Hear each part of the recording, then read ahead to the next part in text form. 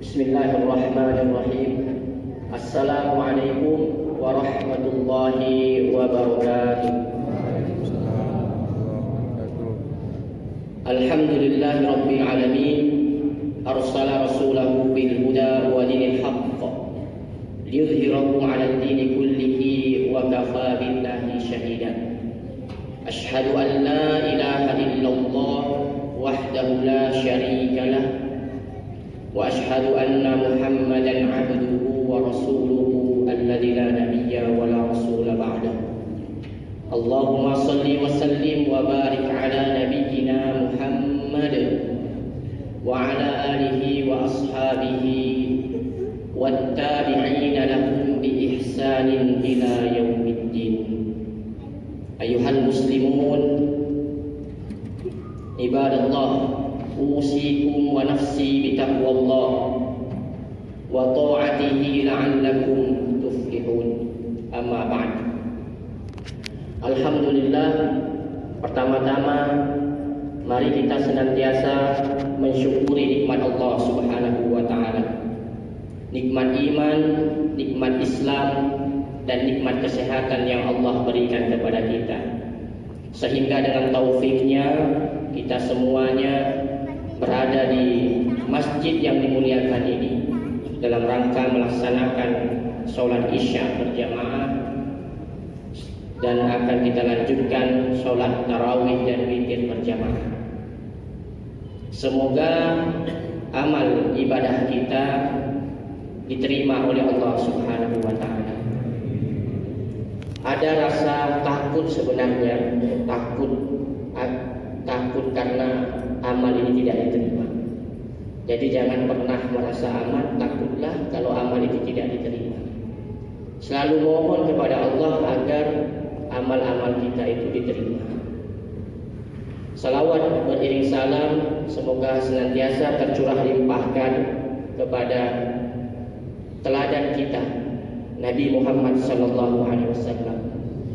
Semoga syafaat beliau kita dapati nanti di yaumil qiyamah, dan kita juga mudah-mudahan bisa diberikan kesempatan bisa bermimpi bertemu dengan Rasulullah sallallahu alaihi wasallam.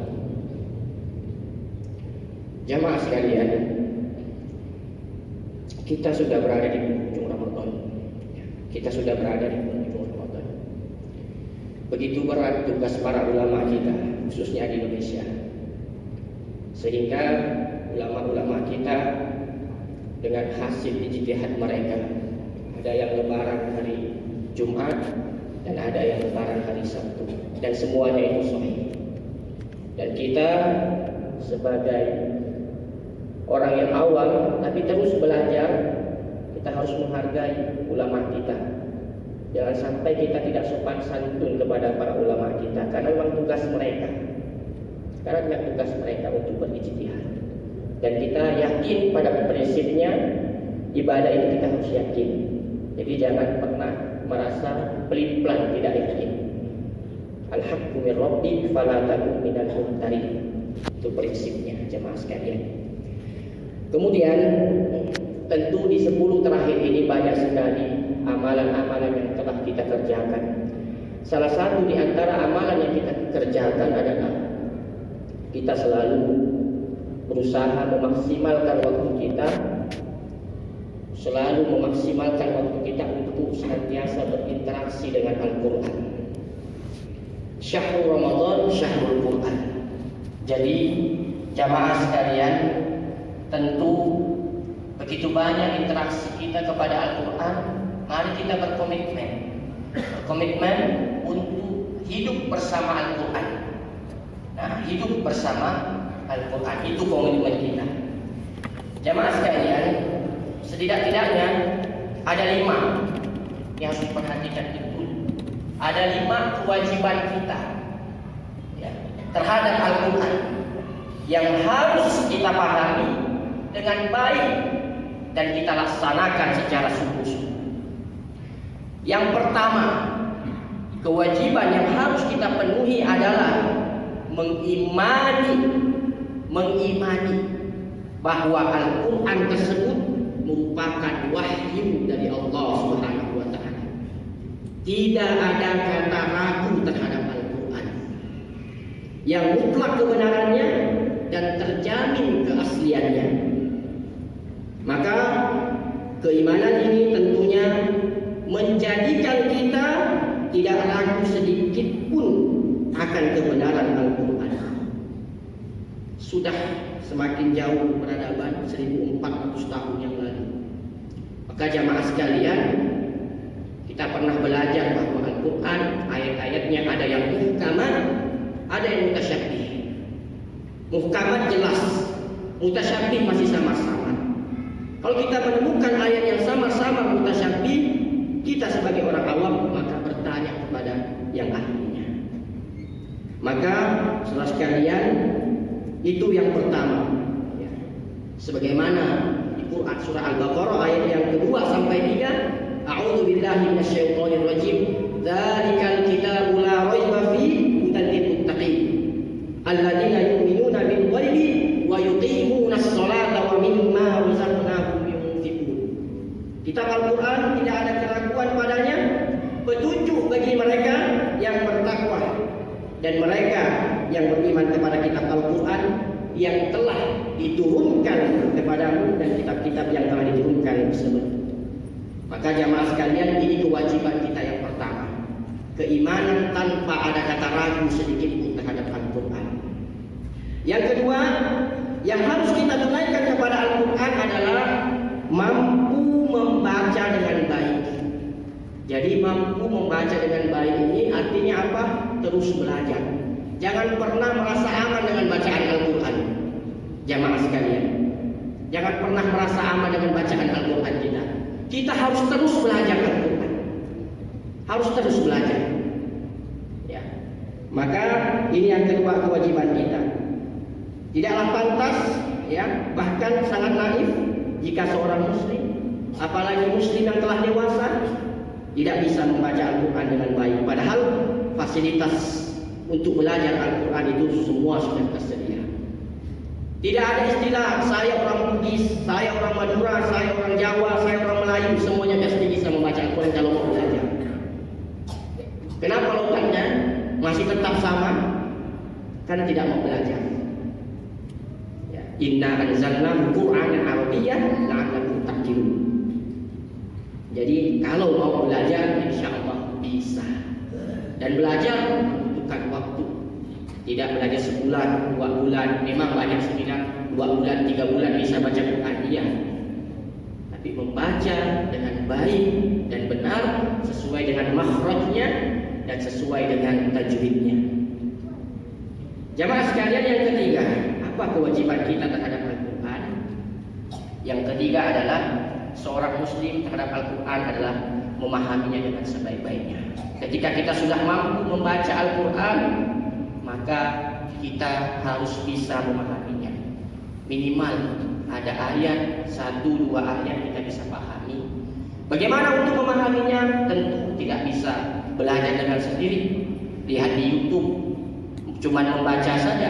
Harus duduk di majelis Al-Quran, duduk bersama ulama-ulama Al-Quran, baru kita bisa pahami itu Al-Quran. Ya, karena memang Al-Quran itu luar biasa. Ya.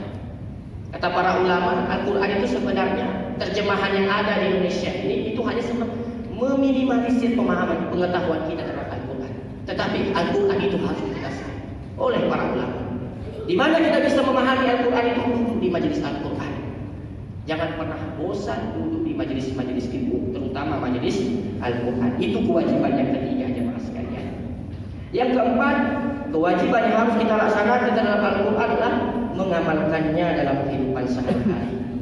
Jamaah sekalian, ada salah satu ulama yang hari ini mazhabnya itu banyak dianut oleh Imam Syafi'i pernah mengatakan, seandainya surah Al-Asr itu satu surah itu saja diturunkan tanpa ada surah dan ayat-ayat yang lain cukup untuk petunjuk bagi manusia. Luar biasa, ya, luar biasa. Surah Al-Asr saja Maka saudara sekalian, mari ketika kita sudah mampu memahaminya, 1 kah 2 ayatnya, kita amalkan. Sehingga pernah Aisyah ditanya, istri Rasulullah, bagaimana akhlaknya Rasulullah? Karena khuluqul Quran. Akhlaknya Rasulullah itu adalah Al-Quran. Rasulullah ya, Al-Quran berjalan. Nah, jadi mari kita mengamalkan Al-Quran, karena memang Al-Quran petunjuk, ya, petunjuk bagi kita. Tidak hanya sampai kepada petunjuk, tapi kita juga minta bimbingan. Petunjuk belum tentu sampai, belum tentu, tapi harus dibimbing. Jamaah sekalian, tidak bisa belajar sendiri, harus ada guru yang membimbing kita sehingga kita mampu memahami dan mengamalkannya. Yang kelima, jamaah sekalian, adalah mari kita memasyarakatkan Al-Quran. Mulai dari diri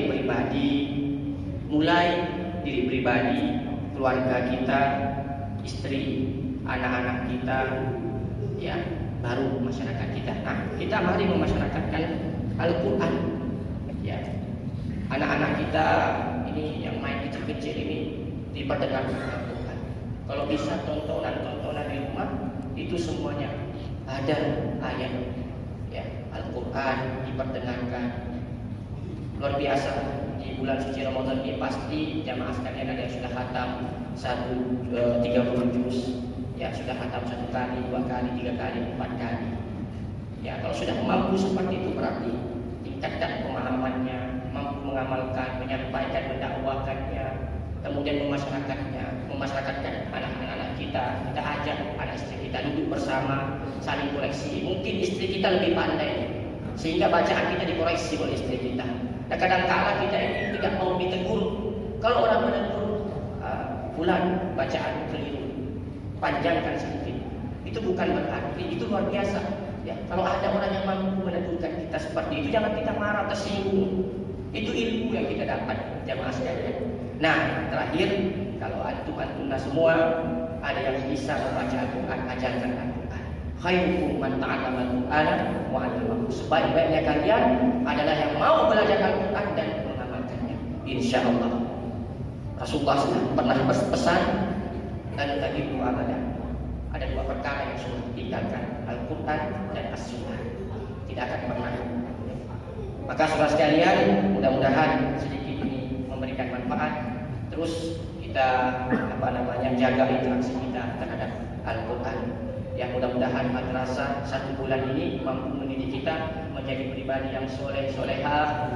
Dan tentunya ya, kita ada yang lalu kita muhasabah, semakin ke depan semakin lebih baik, ya, semakin lebih baik.